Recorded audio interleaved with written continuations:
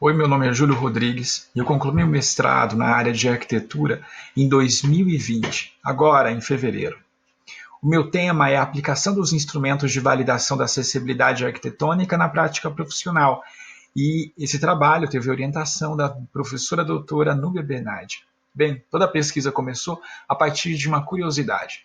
Em 2015, a ABNT-NBR 9050 trouxe em sua redação a proibição da utilização dos vasos sanitários com aquele rebaixo na porção central. Eu fui investigar como foi proibido justamente esse vaso que é utilizado em todos os ambientes, em todos os banheiros tidos como acessíveis. Por que isso foi ocorrer?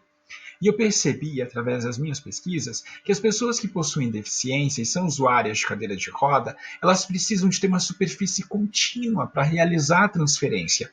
Que esse vão na porção central dos vasos, ele atrapalhava e não facilitava a vida das pessoas. Bem, se esse tipo de incoerência estava acontecendo com o vaso sanitário, deveriam existir outras incoerências. De repente, não tão especificadas e proibidas pela lei, mas que de repente poderiam ser até difundidas por ela. Comecei a investigar isso daí, encontrei situações bem interessantes e pensei, poxa, isso não precisa ficar só comigo, eu preciso de difundir isso daí para outras pessoas que também possuem alguns entendimentos equivocados com relação à acessibilidade e à interpretação da lei. E aí surgiu uma pesquisação em que eu dividi esse conhecimento com os meus colegas de trabalho. A acessibilidade, antigamente, ela era tida como uma resposta à deficiência. A deficiência, um assunto que pertencia unicamente à pessoa. Esse entendimento ele foi sendo alterado. A singularidade que eu tenho aqui representada nesse slide por essa pessoa em vermelho, ela se torna evidente em um ambiente hostil. Esse ambiente hostil, ele pode fomentar uma ampliação dessa discriminação. A acessibilidade, ela surge justamente na tentativa de acabar com esses ambientes capazes de aumentar a desigualdade. Então, a acessibilidade, ela é uma resposta que busca a igualdade. É importante a gente lembrar que o ambiente, ele é construído pela sociedade. Assim, o ambiente inacessível, ele é um assunto social. O ambiente acessível também é um assunto social. É um assunto que deve ser discutido por todos. E justamente a legislação é o principal meio para se difundir essa busca por igualdade. A legislação brasileira com relação ao assunto, ela é antiga e é ampla. Ela começou lá em 1978. E ela foi amadurecendo, graças aos movimentos sociais que começaram lá na década de 70 e na década de 80, dos grupos marginalizados buscando aí leis que ajudem eles com relação aos seus direitos. Na sequência, eu tenho o ano e a década para a pessoa com deficiência, eventos resultantes do trabalho da ONU, que difundiram muitos textos e que influenciaram largamente as redações brasileiras. Na sequência, eu tenho a introdução desse tema e a ampliação dele na Constituição Federal, em 1988, e aí eu tenho uma sequência de leis relacionadas ao assunto. Merece destaque a Lei Brasileira de Inclusão, aprovada lá em 2015. Graças a essa lei, a falta de acessibilidade em obras públicas, elas podem resultar na cassação do mandato dos prefeitos. Agora, com toda essa ampliação das leis, com toda essa profundidade legal, infelizmente a gente ainda convive com a falta de acessibilidade, mesmo nos ambientes públicos. Um exemplo é o que acontece com o plenário da Câmara, que só se tornou acessível em 2014, e o plenário do Senado, que só se tornou acessível em fevereiro de 2019. Então, se a falta de aplicabilidade da lei e a inacessibilidade, ela existe justamente nas duas casas onde tramitaram todo esse repertório legal, o que poderia estar acontecendo nos demais ambientes?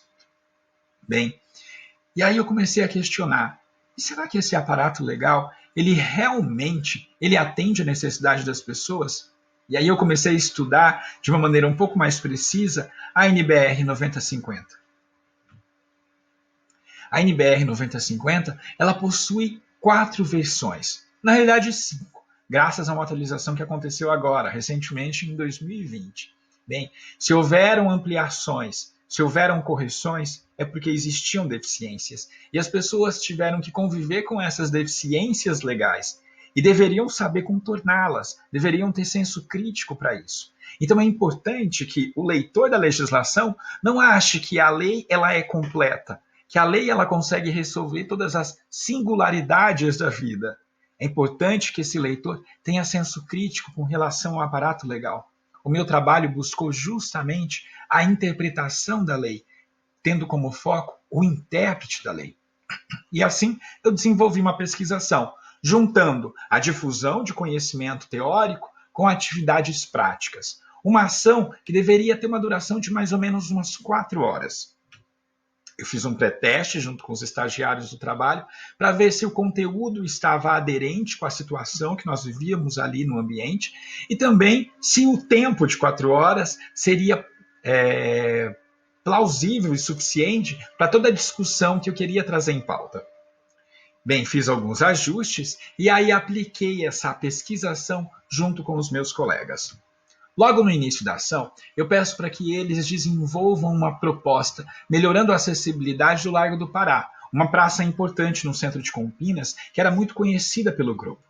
E aí, todos eles trazem soluções que são praticamente recortes do que a gente vê de exemplo na NBR 9050. Depois da pesquisação, eles começam a amadurecer os seus conhecimentos. E aí, ao final, eles fazem uma contraproposta, melhorando o seu projeto de acessibilidade. E eles trazem uma série de soluções muito mais generosas com relação ao assunto. O rebaixamento de calçada, que antes só tinha 1,20 m, que é a dimensão mínima imposta pela NBR 9050, ele fica muito mais generoso. Ele acontece em toda a esquina, ao longo de toda essa esquina. Bem, o que a gente percebe é que nós precisamos não somente de leis, não somente de normas falando sobre acessibilidade, mas a gente precisa de realmente pessoas que tenham um senso crítico com relação a essa lei. Aí eu tenho um exemplo muito interessante. Em 1976, quando foi aprovada a primeira redação relacionada à acessibilidade, eu não tinha aí a acessibilidade justamente no plenário. E o deputado Tales de Ramalho, ele teve que, com muita dificuldade, vencer os 3 degraus que separava ele da tribuna até o plenário. Esse tipo de situação, ela precisa de ser corrigida. E a educação é o principal caminho. A educação é que vai tornar a acessibilidade prevista na lei em algo realmente praticado nos nossos ambientes. Ações, pesquisações que buscam construir essa ponte, elas são importantes. Afinal, as leis, elas não são os protagonistas, mas são os coadjuvantes que nos levam a atender às necessidades das pessoas. Essas sim são as protagonistas dos nossos projetos, dos nossos ambientes construídos. Muito obrigado.